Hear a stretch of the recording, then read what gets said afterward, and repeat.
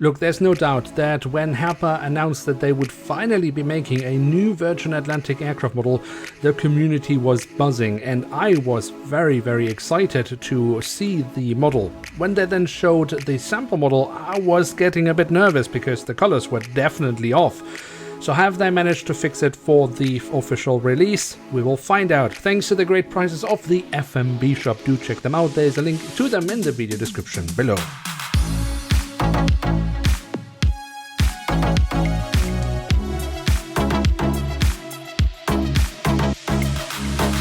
And with that, hello and welcome to a new episode of Review, where we today will take a closer look at an Airbus A330-900NEO of Virgin Atlantic. At the front of the box we have a cutout so we can get a glimpse of the aircraft model inside, and on top of the box we have the Virgin Atlantic branding. On the back side of the box we then have the dreaded second cutout. It is just such a terrible box design, but Herpa doesn't care. They will continue to do this until we are all old and grey, unless they suddenly find some common sense. And here she is, the Airbus A330-900NEO of what Herpa thinks is the standard livery of Virgin Atlantic, but more on that later in the video, because first we will simply take a look at the aircraft model to see what they have come up with this very first Virgin Atlantic aircraft model from Herpa Wings in a very long time. So what have they come up with? Well, let's take a look at the tail section where we find the vertical stabilizer with the Virgin Atlantic branding on. On top of that, we actually have the last two letters of the registration code. And talking about that, well, we find the full registration code on the fuselage. What we also find here at the tail section of the aircraft is the addition of a sat dome, and well, Herpa is of course fairly inconsistent with those, but I'm happy to announce that this time it does look like they've placed it in the correct place, and it doesn't seem to be massively oversized, so that's good. And then we of course also have a bit of detailing around the APU exhaust here towards the very tail of the aircraft. Now, if we then move to the front of the aircraft, we can see across the fuselage the writing of Virgin Atlantic. We do also have the aircraft type specification and some static ports.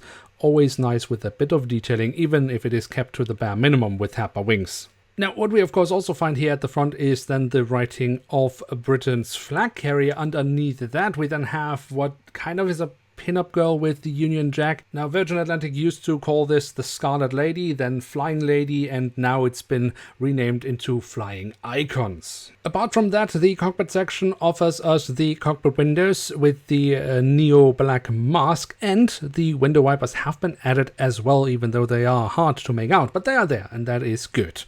And then from the cockpit section itself, we can move on to the engine nacelles with this supposedly Virgin Atlantic red, more on that later. Then we have the silver leading edge. We do have the Rolls-Royce logo, that is good, and we do have the safety markings, so well done here. The physical detailing of the engines I think is stellar, nothing to complain about here, as this just simply looks good. How about that? Now, if we then move on to the wings, we should definitely also take a look at those, starting off with the top side, where we have the different flaps, slats and spoilers carved out fairly nicely. We have some different shades of grey for additional detailing. On the underside of the wing, we find more nice physical detailing and the full registration code of the aircraft. The Neo, of course, also has these lovely curved winglets, which I think Herpa is doing quite well with. Also in terms of print, where we of course find the Virgin Atlantic branding. The landing gear, that is the standard landing gear that Herpa uses for all the Airbus A330-900NEOs.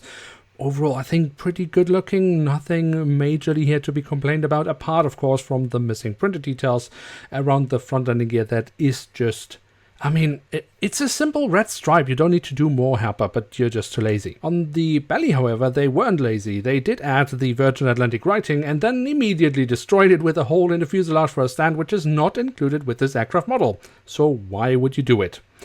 Then, of course, we also have the doors to the cargo compartments printed on here at the back of the aircraft and here at the front of the aircraft. So then we have it, the Airbus A330-900NEO in the supposed standard livery of Virgin Atlantic from Herpa Wings in scale 1 to 500. And what can we say about this aircraft model? Now, of course, you have pretty much guessed it already, I'm sure, that I have an issue with the colors here on this aircraft model, particularly with the Virgin Atlantic red. And granted, it is not the easiest color. And what do I normally do when I'm in doubt if Herpa has nailed a color or not? Well, I try to see if I have a model that I can compare it with. And I have a few Virgin Atlantic models made by other manufacturers. So I searched through my collection and found my Dreamliner of Virgin Atlantic, and when we put them next to each other, well, I mean, we immediately notice, of course, that there's not just a difference in the red color, but also in the base color of the fuselage, with the Dreamliner clearly sporting more something like white, where the A330neo has a light gray tone. But I mean, the differences here are quite big, so has Herpa really messed up that much? Luckily, I have another Virgin Atlantic aircraft model that is of an A330-300, so let's take that as well. And I mean, if that is not confusing, because now we have 3 different base colors and 3 different red colors, so what is actually the Virgin standard livery? I mean, I do know the airline Virgin Atlantic, and I thought I knew what their standard livery looked like, but I mean, it's not like I'm a huge, massive expert. It's not like I'm really researching the airline and every single little detail of it every day. But the more I looked into this, the more, well, kind of confusing it got, because, I mean, I then took a look at, well, images of Virgin Atlantic aircraft in real life. And from that it became obvious that Virgin Atlantic is kind of switching details in their standard livery pretty much with every aircraft type they are introducing into their fleet. So talk about being fairly inconsistent. So if you are like me and are just a random collector and looking at, well, sources on the internet, you might be excused to, well, not really know what is Virgin Atlantic standard livery. So it's fair enough that Herpa doesn't know it.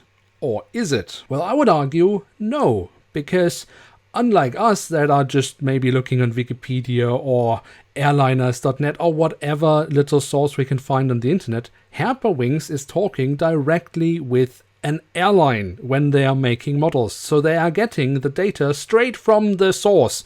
And therefore there should be no confusion whatsoever what color tones there should be on an aircraft model. And look, the A330-900NEO does definitely not have the same standard livery as we see on the Dreamliner from Virgin Atlantic or the A330-300 from Virgin Atlantic. So yes, there should be a difference there. However, Virgin Atlantic does have a really rather lovely chrome metallic red. And you can really lovely see the difference between this almost cherry red they have on some A330-300s and this chrome metallic red that they have on, well, most other aircraft. And Herpa has very clearly not managed to get this color right, which is super disappointing because they didn't manage it on the sample model. They were aware of this issue and they promised that they would fix it, and they haven't. Now, it is possible to find images where we get close to the color we have here on the model. That's mainly aircraft in dusk or dawn, but I haven't been able to get the red tone of the model to at any time look like it would in real life at any other time of the day.